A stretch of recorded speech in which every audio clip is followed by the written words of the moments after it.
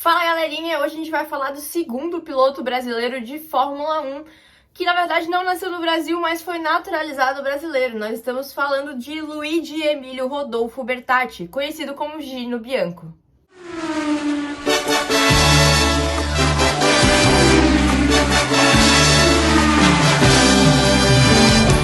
Com certeza, eu acho que a maioria de vocês não sabe quem é Gino Bianco e eu vou explicar pela primeira vez aqui. Na verdade, Gino foi excluído de várias reportagens, até de jornalistas brasileiros que não consideravam ele brasileiro ou até mesmo não quiseram carregar o nome dele para fora do país. Até por o Gino não ter nascido no Brasil e sim fora e ser naturalizado. Como eu havia falado, o Gino não é brasileiro nato, mas ele nasceu na Itália e veio pra cá com 12 anos já. E ele veio morar no Rio de Janeiro. O Gino, apesar de ele não ser brasileiro nato, ele sempre afirmava nas corridas que ele era brasileiro. E o Gino, ele começou como mecânico de automóveis e depois abriu uma oficina dele. Vale ressaltar que o Circuito da Gávea, em 1933, quando foi fundado, o Gino tinha apenas 17 anos e ele voltou lá para correr de verdade 6 anos depois com um Bugatti com motor Chrysler. No ano seguinte, o Gino correu com um Fiat lá no Circuito da Gávea, porém ele foi obrigado a abandonar o carro após um acidente. Mas esse circuito aí garantiu boas amizades pro Gino no automobilismo para ajudar ele no futuro.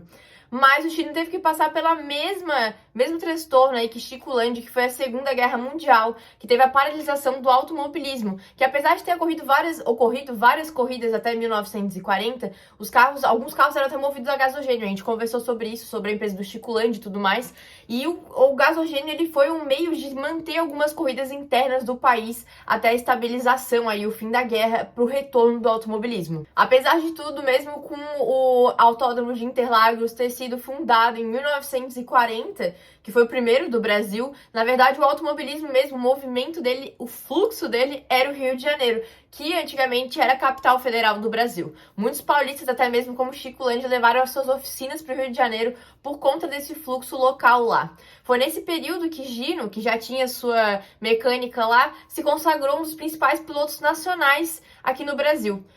O Gino correu em Interlagos em 1947 com um Maserati, ficando apenas atrás da Alfa Romeo de Attila Varzi e em segundo lugar para o Chico Landi mesmo. E foi um campeonato internacional com vários pilotos internacionais aqui no Brasil correndo junto com eles. Mas foi só em 1952 que Gino Bianco foi participar da Fórmula 1 ao lado de Chico Landi, na equipe que Chico mesmo criou, que foi a Bandeirantes.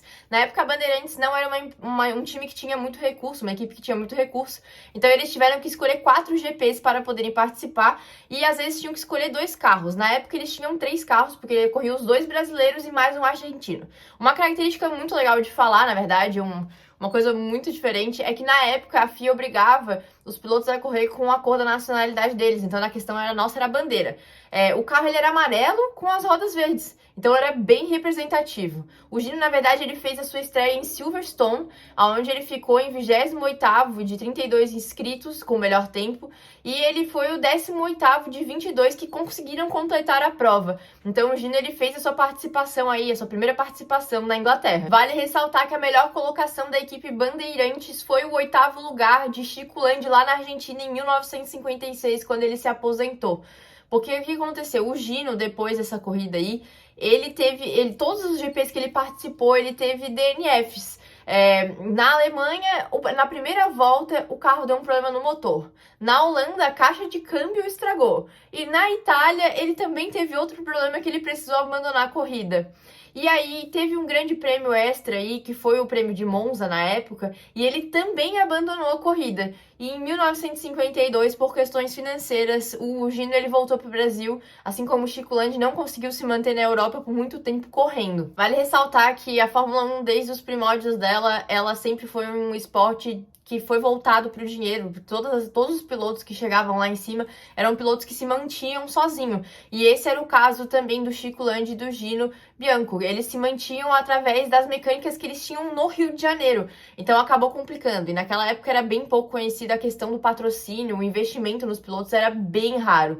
Então o Gino ele voltou e correu no Brasil algumas vezes até 1953. Depois disso pouco se sabe do paradeiro dele. Se sabe que ele morreu em 1984 de um problema no esôfago. Gino então contabilizou para sua história e para nossa 4 corridas em grandes prêmios em 1953. 1,52 e a sua melhor colocação no Grande Prêmio da Inglaterra em 18º lugar.